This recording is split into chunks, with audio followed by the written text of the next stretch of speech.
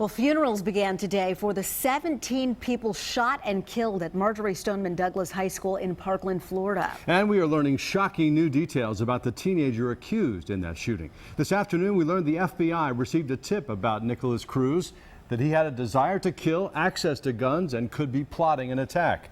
A person close to Cruz called the FBI's tip line on January 5th with information about Cruz's erratic behavior and social media posts.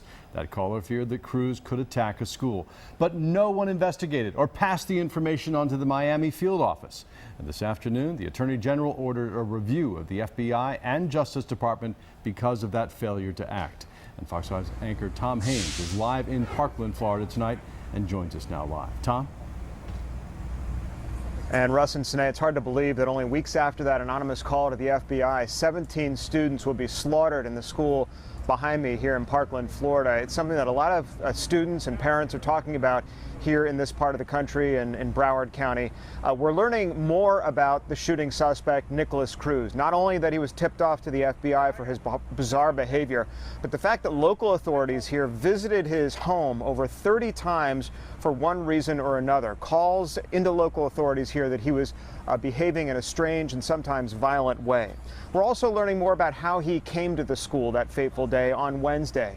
He reportedly took an Uber, according to police, into the school. He shot two people on his way in before going into the school and then pulling the fire alarm to cause chaos and confusion and to inflict mass carnage. He went into 4 classrooms, we understand, and shot up a bunch of students and then went to a second floor and killed 2 more.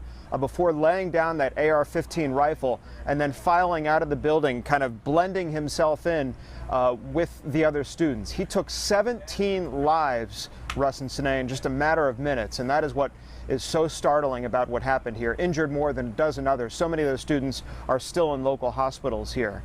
He then went to a couple of local fast food restaurants here. He went to a Subway and a McDonald's. He ordered a drink, bizarrely, before he was caught in a nearby neighborhood here by the Broward County Sheriff's Office. His attorney, who is no doubt mounting an insanity plea, called Cruz disturbed. He said that his brain is like a child's.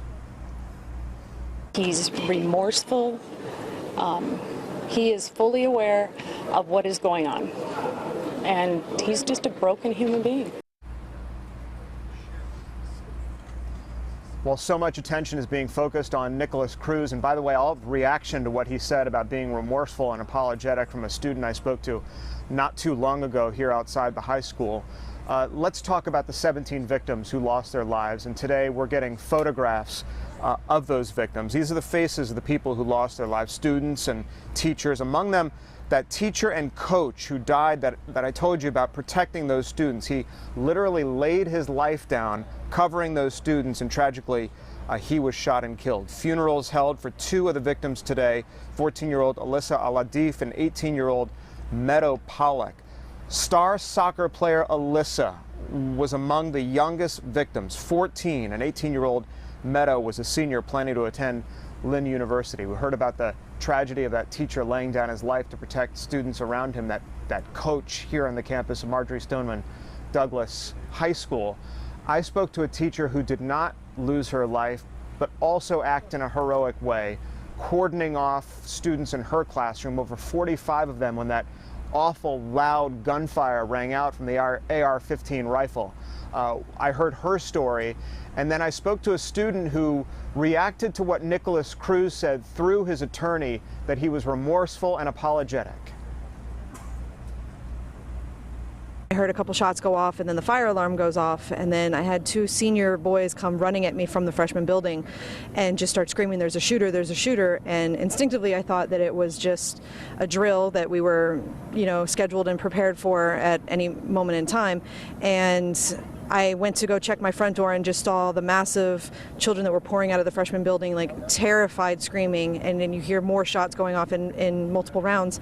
And at that point I was just like, okay, this is not a drill. This is not trained for a drill like this.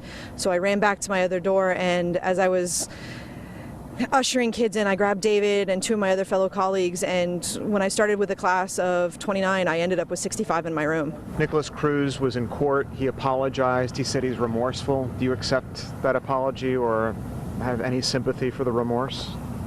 None. This is a disgusting individual. I hope they go with the death penalty for this man. He deserves to burn in hell. He is an awful individual that had a terrible home life, which is understandable, but it doesn't explain any of this. The fact that you go out and murder 17 people, that's unacceptable, and he's going to pay for that.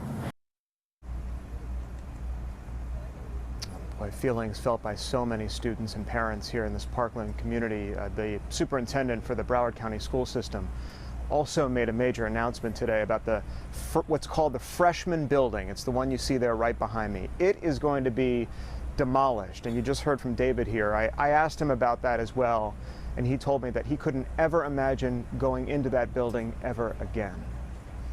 Reporting live in Parkland, Tom Haynes, Fox 5 News. Russ and Sine, back to you. Very understandable, and the misery compounded by the fact that the FBI apparently didn't follow up on that tip. Tom, thanks very much.